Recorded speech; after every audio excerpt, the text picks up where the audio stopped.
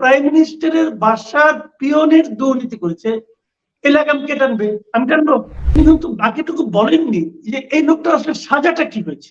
এখন দেখেন এই প্রশ্নের মধ্যে উত্তরটা আছে। আমি যদি বলি যে দুর্নীতির লাগামটা আপনি টানতে পারবেন? আপনি কি সেই দুর্নীতির লাগাম টানার জায়গায় আছেন? যদি বলি দুর্নীতির লাগাম টানবে এই কৃষক একজন, গনি মিয়া একজন কৃষক, সে টানতে পারবে? সে তো উচ্চ পর্যায়ে পর্যন্ত তাকানোরই সাহস পায় না, যাওয়ার তো দূরের কথা, তো লাগাম টানবে কখন? লাগাম টানতে হবে যারা উচ্চ পর্যায়ে আছেন তাদেরই।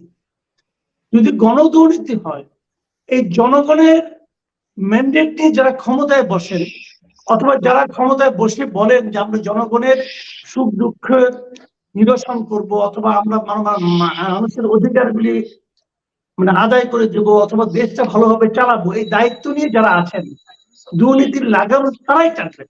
তার মানে সরকার দুর্নীতির লাগাম টানবেন যদি তারা দুর্নীতির লাগামটা টানতে চান। এখানে ব্যক্তির উপর দোষারোপ করার কোনো লাভ নেই। আমি আজকে একটা ঘটনা বলি আপনাদেরকে। আজকে তো প্রাইম মিনিস্টার কিছুক্ষণ আগে একটা প্রেস কনফারেন্স করলেন চীন সফরের পর।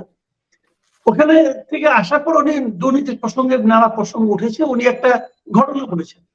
উনি বলেছেন যে উনার বাসার যে পিয়ন, সেই পিয়নও নাকি 400 কোটি টাকার মালিক। এখন সে হেলিকপ্টার ছাড়া নাকি বাড়িতে যায় না, এবং এটা জানার পর ওনাকে ওনার কার্ড উনি নিয়ে সিজ করেছেন এবং ওনাকে বের করে দিয়েছেন। তাহলে আপনি আমাকে বলেন প্রাইম মিনিস্টারের বাসার পিয়নের দুর্নীতি করেছে, এই লাগাম কে টানবে? আমি টানবো? ওনাকে স্টেট কথা টানবে? টানতে চাই। ধরেন আমি বললাম যে আমার টানার খুব ইচ্ছা, আমাকে টানতে দিবেন? আপনি দিবেন না তো। লাগাম প্রাইম মিনিস্টারকে টানতে হবে।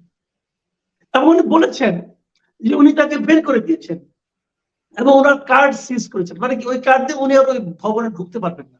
ঠিক আছে, এটা অবশ্যই একটা পজিটিভ খবর, কিন্তু উনি কিন্তু বাকিটুকু বলেননি যে এই লোকটা আসলে সাজাটা কি হয়েছে।